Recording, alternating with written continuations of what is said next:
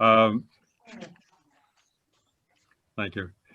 It's my pleasure to introduce our speaker for today, Kathy Knight.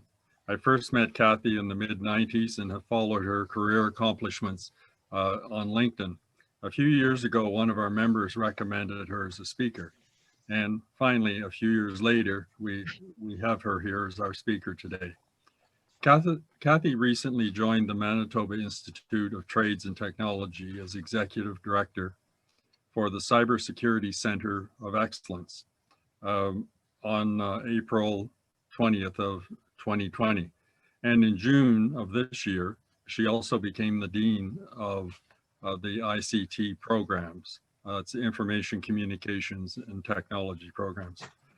After more than a decade at the helm of Tech Manitoba, she brings with her a remarkable blend of subject matter expertise, leadership skills, and relationship building ability.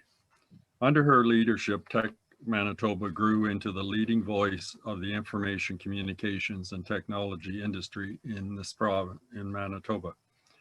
As CEO, she was one of the founding partners of an innovative program that reinvents technology education as we know it. She also advocated for greater representation of women in technology. She showcased how vital ICT is to Manitoba's economic well-being.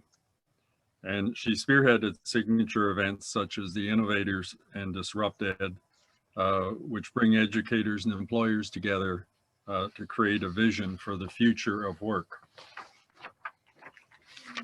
The Cybersecurity Center of Excellence is being positioned as a nexus for innovation, applied research, and talent acceleration. Those in the business community who've met or worked with Kathy know she's adept at combining learning with employment opportunities and creating a community of thinkers and doers united by the common purpose of making Manitoba the kind of place where big ideas collide with technology to create exciting new opportunities. Kathy is exactly the kind of leader MITT sought to helm its ambitious vision for the Center of Excellence. By the fall of 2022, MITT will be the home to Western Canada's leading technical training environment for cybersecurity professionals and a catalyst for innovation within the sector. So please join me in welcoming Kathy Knight.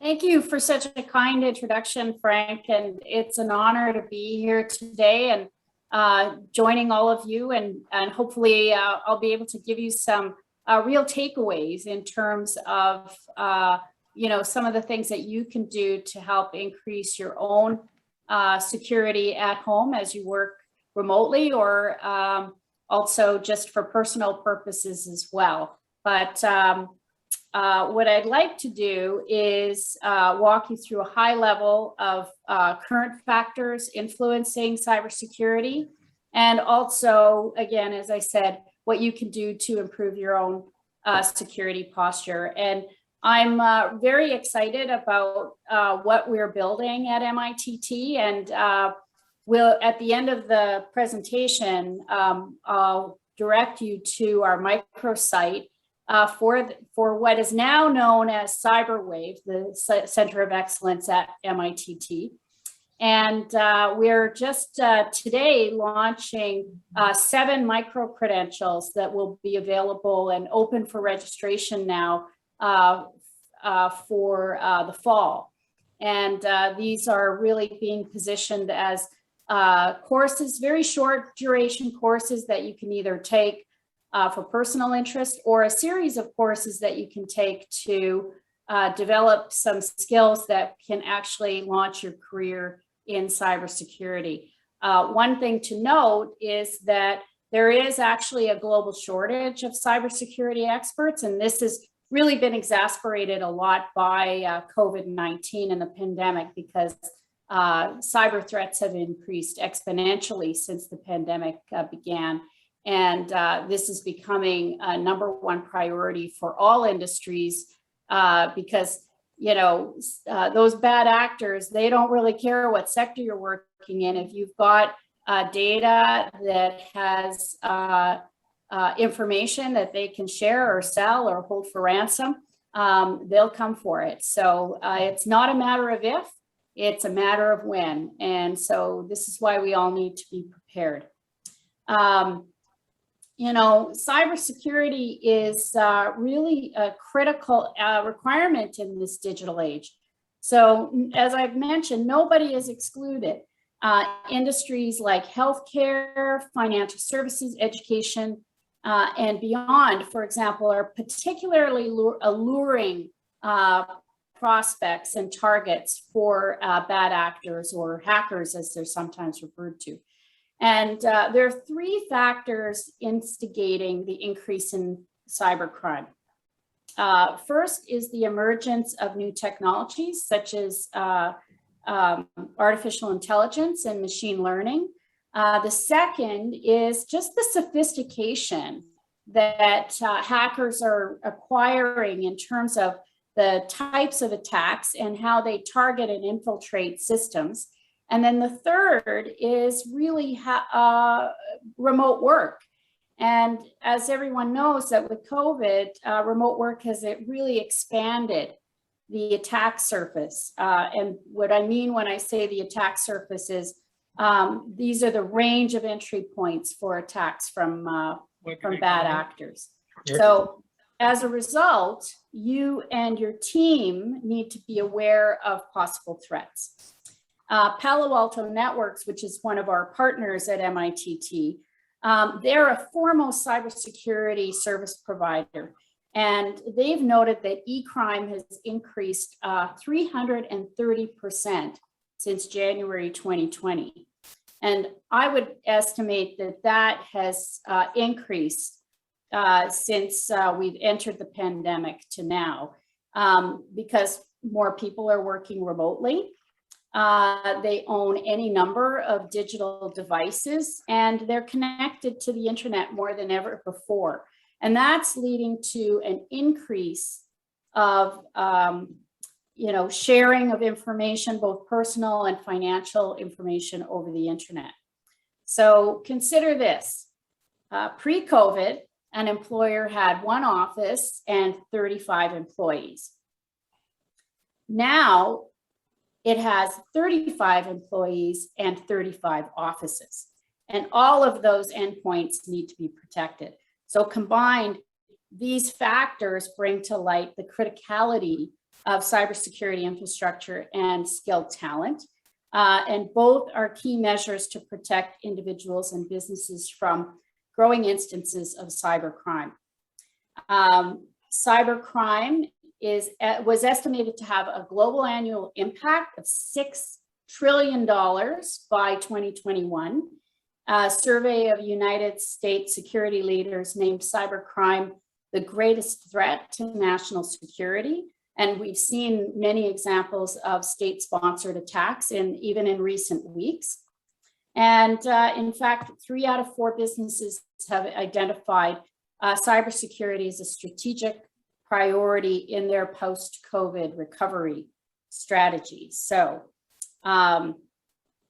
now, as new technologies emerge and firms move through digital transformation, the sheer volume of technology being used daily can open the door to cyber threats.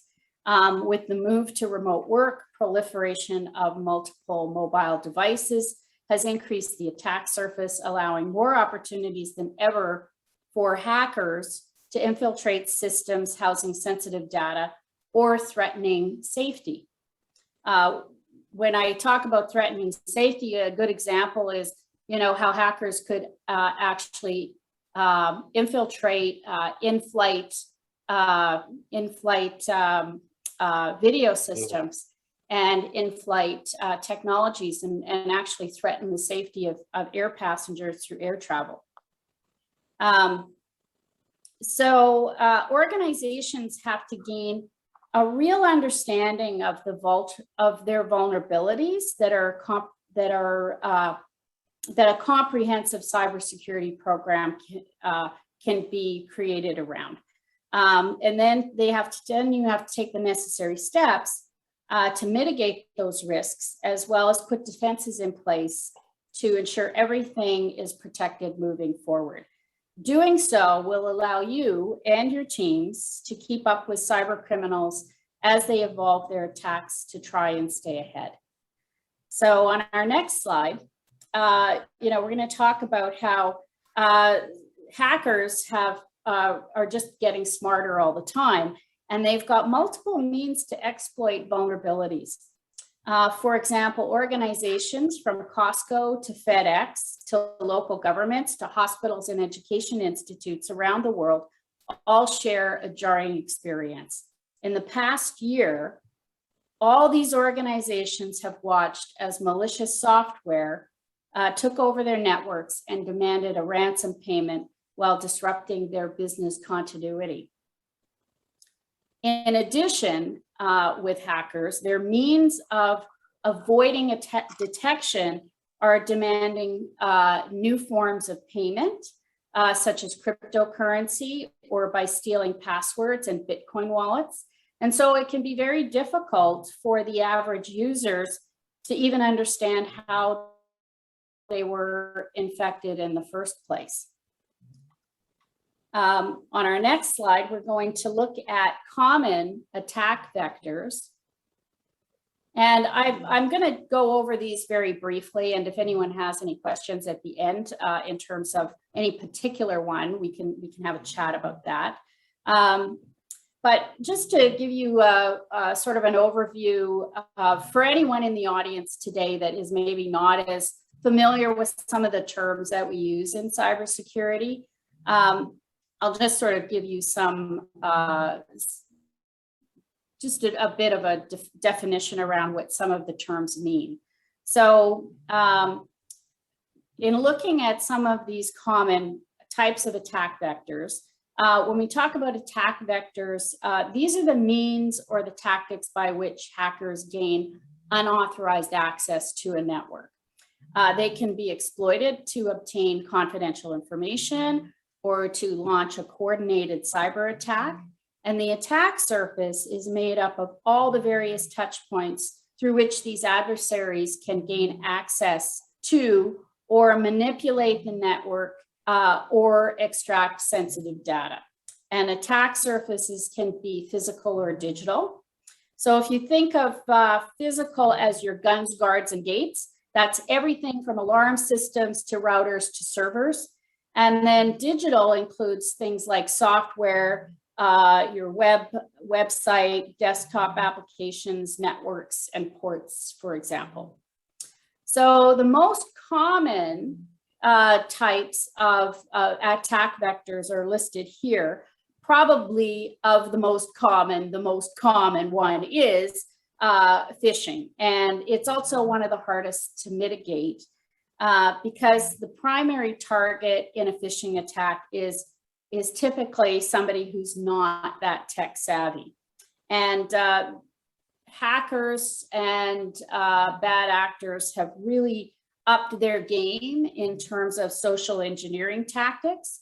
And so, we've all, I think everybody's had some experience where, you get an email that looks like it comes from your CEO or your president or even maybe the chair of your board that's ordering or asking you to request or purchase gift cards for them.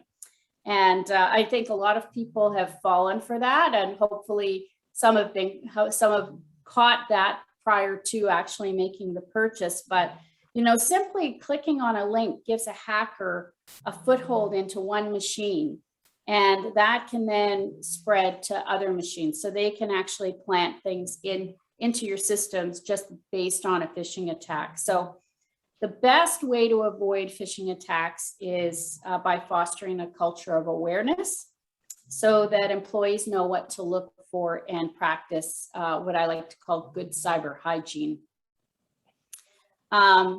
Ransomware is probably the second most common, and many of you have heard of things like the SolarWinds attack. This is Kiwi. Hello. Oh.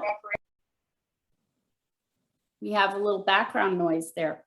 So ransomware is typically where attackers will seize control over a database and demand a ransom in return for restored access. And the most important way to defend against ransomware attacks is just to make sure that your IT folks keep all of the, keep all of the patches and upgrades to software up to date. And that's probably one of your best defenses there. Distributed denial of service. This is really where the attacker comes in and they just disrupt traffic on your site by overloading it. So what it'll do is it'll create an overflow of requests on the site until the site can no longer function properly. And this is particularly this is a particular vulnerability with Internet of Things devices. So if any of you have those home devices, Siri or Google Home, those are the kinds of devices in your house that are really susceptible to those kinds of attacks. So we really need to make sure that all of those devices are protected. Another one, and this one is, this is one of the ones that's that can be the most preventable, but it's where we look at insider threats, and these can come in all shapes and sizes, both negligent and malicious. Attacks are typically carried out by a trusted member of your organization, like an employee or a contractor. Those are the types that are malicious. Some are negligent. So it's just when somebody has shared sensitive information by mistake. So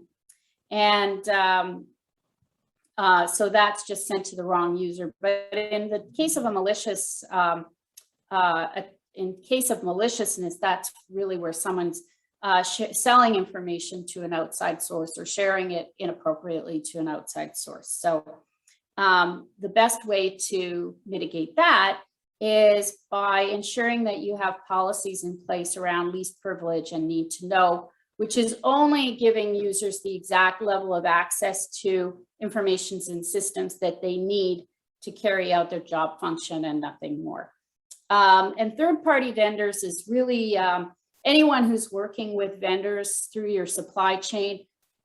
In that case, it's just as important to be vigilant about who their partners are and who they're doing business with, so that, because if they have a breach, then that breach can actually get extended to your systems as well. So those are just some things to look out for. We go to the next slide. I always like to say your first line of defense for cybersecurity is awareness training. And I think this cartoon kind of sums it up, because it's, the threats are everyone who works here and everyone who doesn't work here. But a well-designed awareness program will increase your staff's knowledge, understanding and appreciation of their role in preventing and defending the organization against cyber incidents. The weakest link in the cybersecurity chain is the human link. And so it's really vital that your senior management and team leaders are champions of promoting good cybersecurity practices within your organization. And so creating a culture of cyber awareness. And you really need that buy-in from the top. It can't be something that you just have pay lip service to. And what I'd like to do is just make a couple of suggestions for you. These are the key steps in how to create a cybersecurity awareness program. And I'd also like to mention that this can be, I think this really is your first line of attack, especially because a lot of people do find cybersecurity an intimidating, sort of an intimidating practice, and really kind of wrapping your head around it. So this is really key in terms of being able to look at it through cost effectiveness and in terms of long-term sustainability. So a needs assessment would be the very first thing that you'd want to look at. And you want to take into consideration any requirements for regulatory compliance and address any kind of gaps that you may have. And also it's going to help you establish a baseline for the plan. You can even do this in a way that's, I would, kind of fun, not intimidating, by conducting a fake phishing exercise that'll reveal the level of awareness among your staff. And then the same tool can be used later in evaluating the effectiveness of the training that you've implemented. I would say most importantly, when you're creating and implementing content and processes, just make sure they're easy for everybody. Just that it's easy for your employees to use and they can actually integrate that seamlessly into their work routine. Because if the process is onerous or confusing, you'll really lose momentum and any internal buy-in. When it comes to communicating, keep it simple. Like I said, technology and cybersecurity are notorious for being convoluted and intimidating, and so much so that the average person doesn't even want to think about it. So think about cyber risks in your program in a way that makes it easy for everyone in your organization, especially the non-technical folks. You really want them to understand, because quite honestly, they're ones that are the most targeted anyway. And keep it concise. What are the risks? What do people need to know to avoid those risks? And don't get caught in the weeds. If someone is that interested, you can take that conversation offline. This is also something that if you have an HR and a communication team, this kind of initiative is really a great collaboration for those two groups to get together on. So finally, the program also has to be consistent and continuous. It can't be one of those annual lunch and learn one-time exercises. That just won't cut it. Your focus has to be on training and educating people to change behavior, and not on the acceptance of policies and compliance check marks. And if you do that, you'll be on the right track. Don't be afraid to have fun.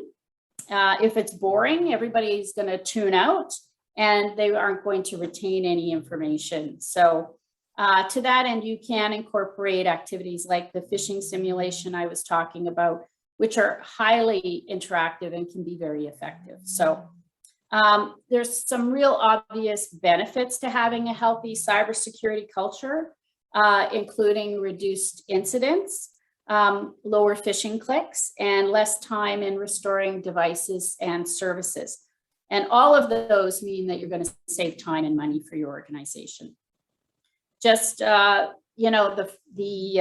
employees are always going to be your frontline defense against a cyber attack, and adopting a healthy mindset for cybersecurity means they'll be empowered to act when they're presented with a situation that could potentially compromise them and your organization.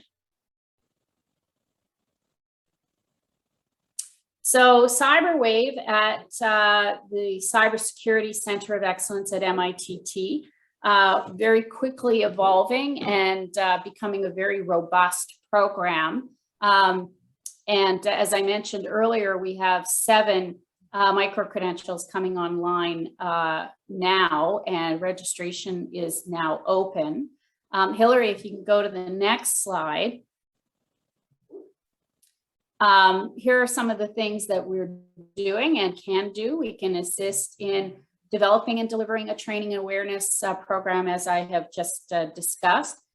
We upskill, reskill existing staff, and we also can connect you to Manitoba-based cybersecurity resources who can assist you with your security posture and make some recommendations for options.